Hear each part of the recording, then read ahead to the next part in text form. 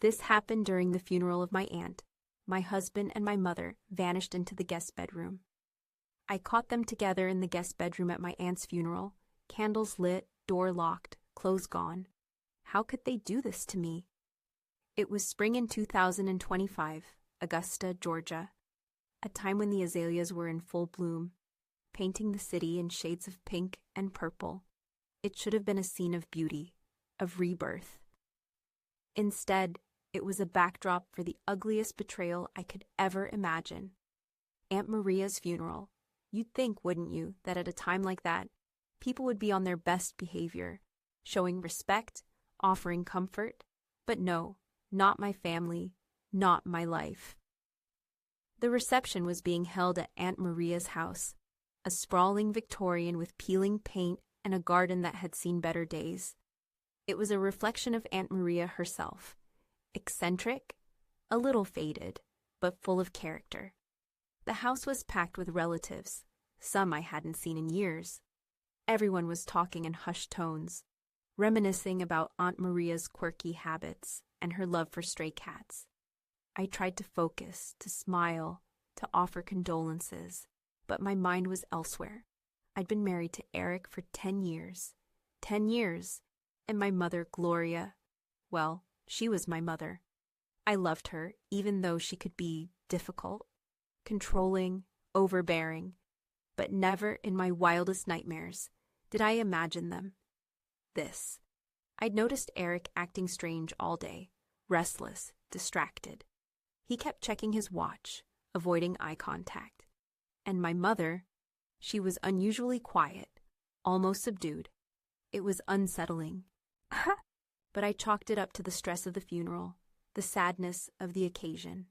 How wrong I was. About an hour into the reception, I realized I hadn't seen either of them for a while. I started looking around, casually at first, then with growing anxiety. I asked a few relatives if they'd seen Eric or my mother. No one had. Maybe they stepped outside for some air, my cousin Sarah suggested, patting my arm, but I knew. I just knew something was wrong. A knot formed in my stomach, tightening with each passing second. I wandered through the house, room by room, calling their names softly. Nothing. Until I reached the end of the hallway, the guest bedroom. The door was closed and locked. I knocked, a hesitant tap at first, then louder, more insistent. Eric, Mom, are you in there? Silence. I jiggled the handle, rattling the lock. Eric, open the door. What's going on? Still nothing, just a deafening silence that amplified the pounding in my ears. A wave of nausea washed over me. My hands started to tremble. I ran downstairs, frantic. I found my uncle, Aunt Maria's brother, rummaging through a drawer in the kitchen. Uncle David, do you have a spare key to the guest bedroom? I think something's wrong. He looked at me, his face etched with grief. What's wrong, honey? You look like you've seen a ghost. I can't find Eric or my mother, and the guest bedroom door is locked. I need the key, he sighed, shaking his head. That old lock. Maria never bothered to replace it. Let me see. He found a box of old keys, and we rushed back upstairs. It took a few tries, but the door swung open. The scene that greeted me, I'll never forget it. Candles were burning, casting flickering shadows on the walls. The air was thick with a cloying scent, something sweet and heavy. And there they were, Eric and my mother, clothes scattered on the floor. My breath caught in my throat. The world seemed to tilt on its axis. Disbelief warred with a sickening wave of understanding. It was like a punch to the gut, leaving me gasping for air. What is going on here? I stammered, my voice barely a whisper. Eric scrambled to cover himself, his face a mask of shame and panic. My mother just stared at me, her eyes cold and defiant. It's not what you think, Eric blurted out, his voice cracking. But it was exactly what I thought. It was worse than anything I could have imagined. What would you do if you were me? I slammed the door shut, leaving them to their shame. I ran. I ran out of the house, out of the garden, away from the horror. I didn't stop running until I reached the oak tree at the end of the street. I sank to the ground, sobbing uncontrollably. The world was crashing down around me. The funeral. Aunt Maria. It all seemed meaningless now. My husband, my mother. The two people I should have been able to trust more than anyone else. They had betrayed me in the most profound way possible. I sat there for what felt like hours, the sun slowly setting behind the neighbor's house, casting long, distorted shadows. My mind was a whirlwind of emotions. Anger, grief, confusion. But beneath it all, a cold, hard resolve began to form. I deserved answers. I deserved justice. I had a funeral to attend, and a reckoning to face.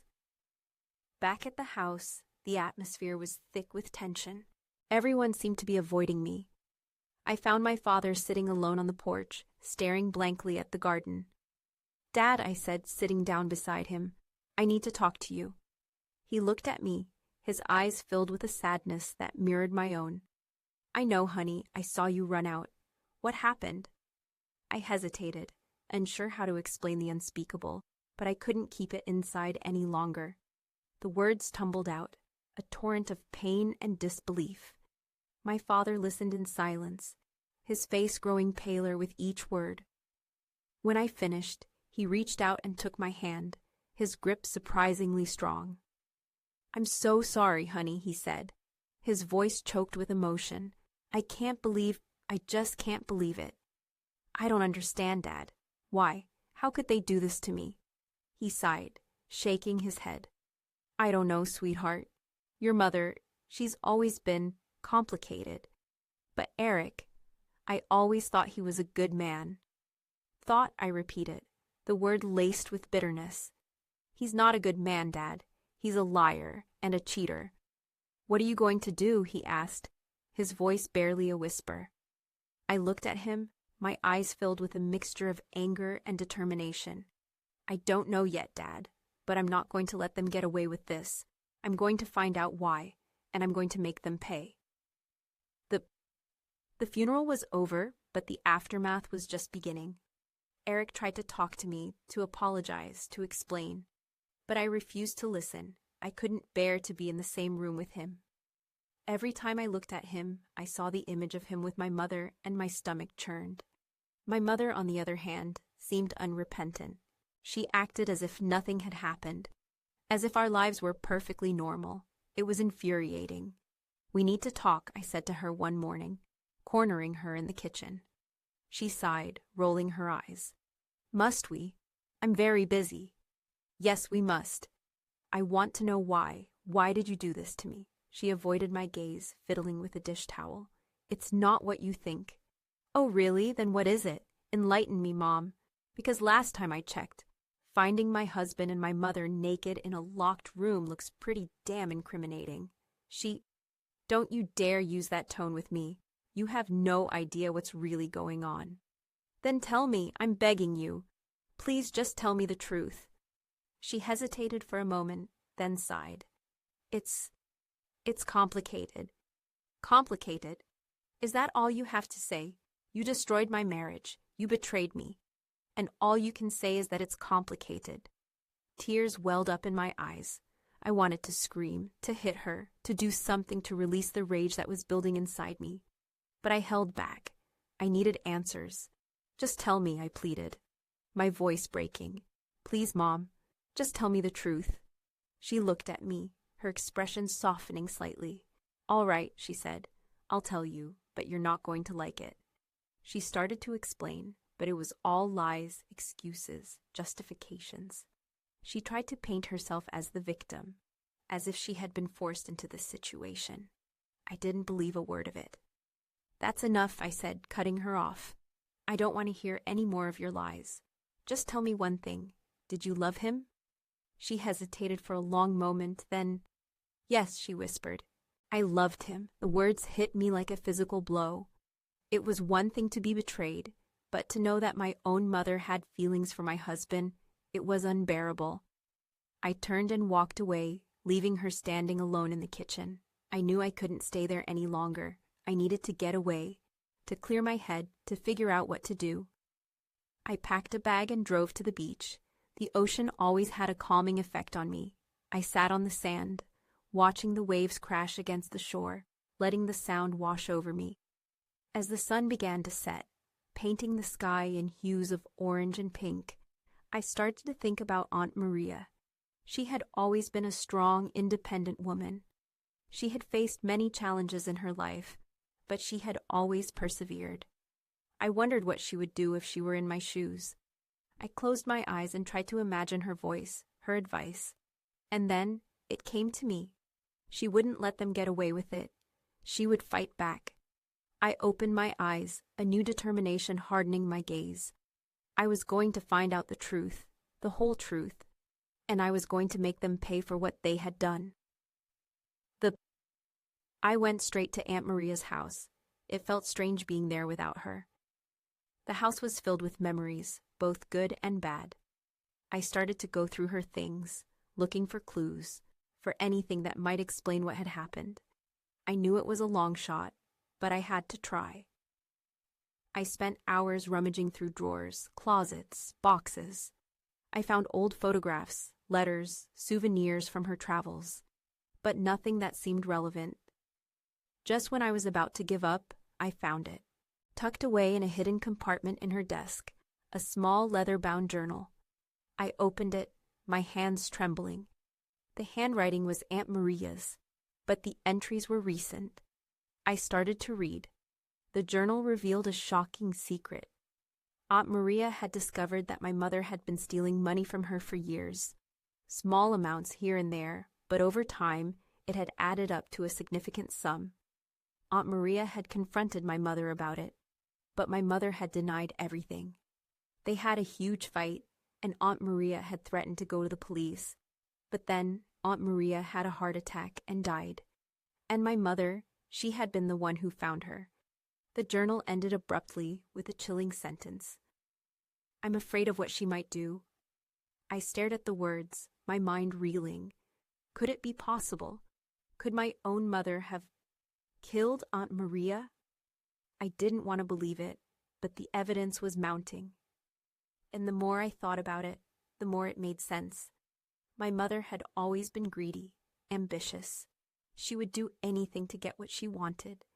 And now, she wanted Eric. I closed the journal, my heart pounding in my chest. I knew what I had to do. I had to go to the police. But then, I hesitated. If I turned my mother in, it would destroy our family. My father would be devastated. My siblings would never forgive me. But could I live with myself if I didn't do anything? Could I let her get away with murder? The moral dilemma was tearing me apart. What would you do in my place? As I was wrestling with my conscience, I received a phone call. It was my father. Honey, he said, his voice trembling. Your mother, she's gone. Gone? What do you mean, gone? She's disappeared. She left a note. She said she couldn't live with herself anymore. I felt a chill run down my spine. Where could she have gone? What was she planning to do? Dad, listen to me, I said, my voice urgent. I think Mom might have done something terrible. I need you to stay calm and call the police. What are you talking about? What's going on? I can't explain right now, Dad. Just trust me. Call the police. And don't tell anyone where you are. I hung up the phone and raced to my car. I had a feeling I knew where my mother was going. I drove to Aunt Maria's favorite spot, a secluded overlook that offered a panoramic view of the city. It was a place where she used to go to clear her head, to find peace. As I pulled up to the overlook, I saw her. She was standing at the edge of the cliff, staring out at the city. The wind was whipping through her hair, and she looked broken. I got out of the car and approached her cautiously. Mom, I said softly, what are you doing here? She turned to face me, her eyes filled with tears. I'm so sorry, she whispered. I've made such a mess of everything. Mom, please don't do this. It's not too late to fix things. No, she said, shaking her head. It is too late. I've ruined everything. I've hurt everyone I love. That's not true. We can get through this, together. I reached out to her, but she pulled away. "Don't come any closer," she said. "I don't want you to see this." "See what? What are you going to do?" She took a deep breath, her eyes fixed on the horizon. "I'm going to end it," she said. "I can't live with the guilt anymore." "No." "Mom, please, don't do this. I forgive you." The words were out before I could stop them. Forgive her? Could I really forgive her? After everything she had done? But in that moment, seeing the despair in her eyes, I knew I had to try. I had to save her. "I forgive you, Mom," I repeated, my voice trembling. "I forgive you for everything." She looked at me, her eyes filled with disbelief. You forgive me," I nodded, tears streaming down my face. "Yes, Mom, I forgive you. Now please step away from the edge." She hesitated for a long moment, then slowly, carefully, she stepped back. I rushed to her side and wrapped my arms around her. We stood there for a long time, clinging to each other, sobbing. The weight of the world seemed to lift from our shoulders. The police arrived a few minutes later. They took my mother into custody, but they promised to treat her with compassion. As I watched them lead her away, I felt a strange mixture of emotions: relief, sadness, anger, forgiveness. I knew that our lives would never be the same, but I also knew that we had a chance to rebuild, to heal, to move forward. The trial was difficult, but my mother eventually pleaded guilty to embezzlement and forgery. She received a suspended sentence and was ordered to pay restitution to Aunt Maria's estate. Eric and I divorced. It was a painful process, but ultimately it was the right decision. I couldn't forgive him for what he had done. The trust was broken beyond repair. I moved on with my life. It wasn't easy, but I learned to be stronger, more independent. I learned to trust my instincts, to listen to my heart, and I learned that forgiveness is not always easy, but it is always possible, even for the most unforgivable sins. Aunt Maria's will was... It turned out that my mother had altered some of the documents, hiding a $42,000 inheritance that was meant for me. The money was returned, but it felt tainted, like blood money. I decided to donate the money to a local charity that helped victims of domestic violence. It felt like the right thing to do, a way to turn something bad into something good. In the end, I chose forgiveness over revenge. It wasn't easy, but it was the only way to heal. It was the only way to move forward. And it was the only way to honor Aunt Maria's memory. I rebuilt my life piece by piece. It took time, but I eventually found happiness again. I learned to love myself, to trust myself, to believe in myself. And I learned that even in the darkest of times, there is always hope. There is always a chance for redemption. There is always a reason to keep fighting. Years later, my mother and I started to rebuild our relationship. It was slow and tentative, but we eventually found a way to forgive each other. We would never be as close as we once were, but we were family, and family is forever. So, what did I learn from all of this? I learned that betrayal can come from the most unexpected places. I learned that family secrets can be devastating, and I learned that forgiveness is the most powerful weapon we have. Could you forgive them? I am now the owner of a small HR consulting company. I managed to be successful with my professional projects, but without forgetting the most important, to trust myself and to trust the people around me. If you've ever been betrayed, know that you are not alone. Your success story will start now. Do not hesitate to move on. What would you choose? Write what you would choose, like, subscribe, and comment. I remember the day it was a bittersweet moment. So many memories, both happy and heartbreaking, were tied to that place. The new owners were a young couple, starting their own family. I hoped they would create happier memories within those walls. Seeing them walk through the front door, hand in hand, gave me a sense of closure. A chapter closed, a new one beginning. After everything that happened, I found myself drawn to helping others who had experienced betrayal. I started volunteering at a local support group, sharing my story and offering guidance to those who were struggling. It was cathartic, in a way. By helping others, I was also helping myself. I realized that I wasn't defined by what had happened to me. I was defined by how I chose to respond. One day, at the support group, I met a woman named Sarah. She had been through a similar experience, betrayed by her husband and her best friend. We bonded instantly, sharing our stories and offering each other comfort. We became close friends, a source of strength and support for one another. "Do you ever think you'll be able to trust anyone again?" Sarah asked me one afternoon, as we were sitting in a cafe with wooden tables and the aroma of coffee. I thought about it for a moment, stirring my latte. "I don't know," I admitted. "It's hard. There's always a little hesitation, a little doubt. But I think it's possible. You just have to be careful, and maybe a little more forgiving of yourself." "Forgiving of myself?" Sarah frowned. "What do you mean?" "I mean, don't blame yourself for what happened," I explained. "You didn't do anything wrong. You were betrayed. It's not your fault." Sarah nodded slowly, her eyes filled with tears. "Thank you," she whispered. I needed to hear that. I squeezed her hand. "We all do," I said. "We all need to hear that sometimes." Some time passed, and Eric sent me a letter. An actual handwritten letter, the kind you rarely see these days.